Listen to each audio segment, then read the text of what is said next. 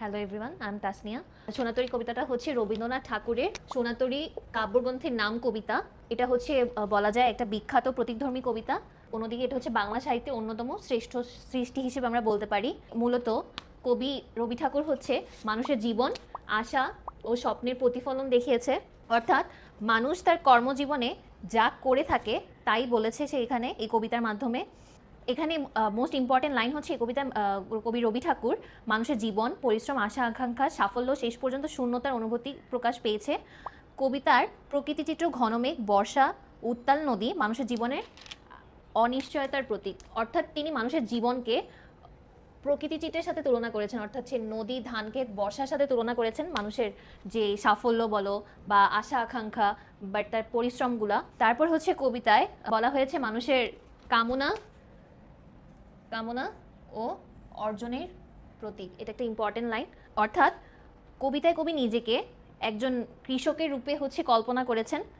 বলেছেন যে তিনি হচ্ছে তার যে এতদিন ধরে সে সোনার ধান ফলিয়েছে সেটা হচ্ছে তার তরিতে তুলে দিতে চান। অর্থাৎ মানুষ যে তার কর্মজীবনে যা কিছু করে থাকে সেইগুলাকেই কবি বুঝিয়েছে, তার সেই অর্জনগুলাকে সে তরিতে তুলে দিতে চান। কিন্তু মানুষ এই অর্জনগুলোকে যখন মৃত্যুর পরে সঙ্গে করে নিয়ে যেতে পারে না। তারপর তিনি বলেছেন যে এই সোনার ধান মানুষের জীবনে কর্মফল ও স্বপ্ন অর্জনের প্রতীক। পরে একটি সোনার তরী আসে এবং তার সোনার তরীতে তুলে দেন। এখানে মাঝি সময়, নিয়তি বা মৃত্যুর প্রতীক হিসেবে গণ্য হয়েছেন।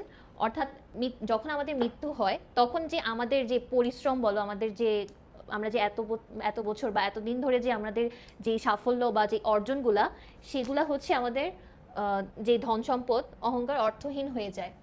অর্থাৎ আমরা জীবনে যাই করি না কেন, যেটাই অর্জন করি না কেন, ওটা আমরা কখনো সাথে নিয়ে যেতে পারি না। তাই বলেছে যে জীবনের ক্ষণস্থায়িত্ব ফুটে উঠেছে। অর্থাৎ মানুষ যে তার কর্মজীবনে যা কিছু করছে ওগুলো সবই হচ্ছে ক্ষণস্থায়ী, কারণ এগুলো আজকে থাকবে তো কালকে নেই। একটা মানুষের যখন মৃত্যু হয়ে যাবে তখন কেউ আর এগুলা নিয়ে প্রশ্ন করবে না যে মানুষটা কি করেছে না করেছে। অর্থাৎ সে ওগুলা কখনো তার সাথে করে নিয়ে যেতে পারবে না যে সাফল্য সে অর্জন করেছিল। তারপর সে কবি বলেছে যে তিনি তরিতে উঠতে চান, তখন মাঝি তাকে জায়গা দিতে অস্বীকার করে। মূলত এটাকেই বুঝিয়েছে যে মানুষ যে সাফল্যগুলো অর্জন করে তা সেটা নিয়ে যেতে পারে না। কবি এটাকে মাঝির যে তরিটা ওটার সাথে তুলনা করেছে। এর মাধ্যমে বোঝানো হয়েছে মানুষ জীবনে অনেক সম্পদ সাফল্য অর্জন করলেও মৃত্যুর সময় কিছুই সঙ্গে নিতে পারে না। এটা অনেক ইম্পর্টেন্ট একটা লাইন, আমি বারবার বলছি। শেষ পর্যন্ত মানুষকে একাই চলে যেতে হয়। এটার জন্যই বলা হয়েছে যে এখানে অসহায়ত্ব প্রকাশ পেয়েছে, এই লাইনটার মাধ্যমে বোঝানো হয়েছে।